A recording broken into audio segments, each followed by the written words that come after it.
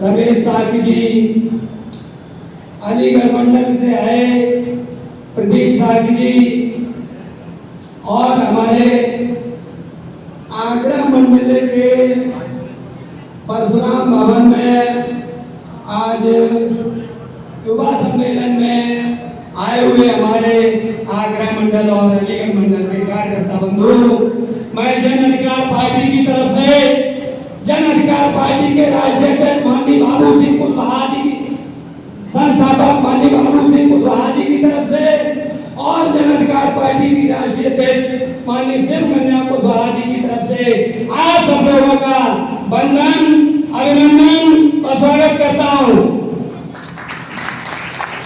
साथियों, अमन बिक रहा है, चमन बिक रहा है, गरीबों के तन का कफन बिक रहा है और बुरा अगर मानो तो खुले लफ्ज कह दो, अमीरों के हाथों ये बदन बिक रहा है। साथियों, आज चुनावी समय है और चुनावी समय में जन अधिकार पार्टी के कार्यकर्ता बंधु जितनी हम लोग मेहनत कर लेंगे उतनी हिस्सेदारी मिल जाने की उम्मीद है, ऐसे जन अधिकार पार्टी के संस्थापक जी बताते हैं और हमें उनके निर्देशों का सही से पालन करना बहुत बहुत जरूरी है।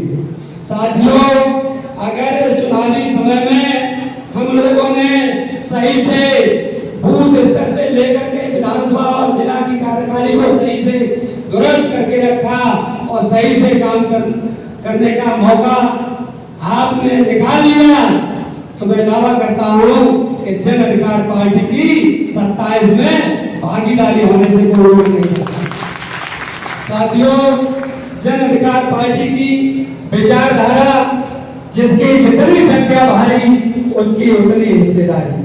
इस नारे के साथ अगर हम किसी भी व्यक्ति से किसी भी समाज में जाकर के अपनी बात रखेंगे तो कोई इस नारे को काट नहीं सकता, क्योंकि सत्य की कोई काट नहीं होती है। इस देश में जिसकी जितनी संख्या भारी उसकी उतनी हिस्सेदारी का मतलब ही होता है कि इस देश की जो भी चल अचल संपत्ति है केवल नौकरियों तक ही सीमित नहीं है। जितनी भी देश में चल अचल संपत्ति है और विकास का जो पैसा आता है, ये सारा का सारा जिसकी जितनी संख्या भारी उसकी उतनी हिस्सेदारी पे कोई राजा कायम कर दे तो मैं दावा करता हूं ये लड़ाई खत्म हो जाएगी और सब लोग एक समानता के अवसर में सब लोगों को लाभ मिलता होगा। खजाने से जो पैसा आता होगा सब लोग जो है उससे जो अपना जो टैक्स देते हैं वो वापस लेंगे और अमन चैन से रहने लगेंगे। यह विचारधारा माननीय बाबू सिंह कुशवाहा की विचारधारा है। वो एक बहुत बड़े इस प्रदेश के ही नहीं इस देश के बहुत बड़े दार्शनिक हैं जिन्होंने बुद्ध की विचारधारा को सही से अपनाने का काम किया। जन अधिकार पार्टी की दूसरी विचारधारा गरीब हो या धनवान सबकी शिक्षा एक समान। आज हमारा बेटा जो गरीब की श्रेणी में आते हैं, गांव गली में रहते हैं, जाति कोई भी ये मायने नहीं रखता है, लेकिन अगर गरीब गांव में रहता है तो एक तरफ इस प्रदेश में देश में सरकारी विद्यालय हैं और यूपी बोर्ड से ज्यादातर बच्चे यूपी बोर्ड से तैयारी करके कक्षा 1 से कक्षा 12 तक पढ़ते हैं। नंबर कितना भी ज्यादा हो लेकिन बोर्ड होता है उनका यूपी बोर्ड इलाहाबाद। लेकिन इस देश में एक गौरी तहरी व्यवस्था भी है।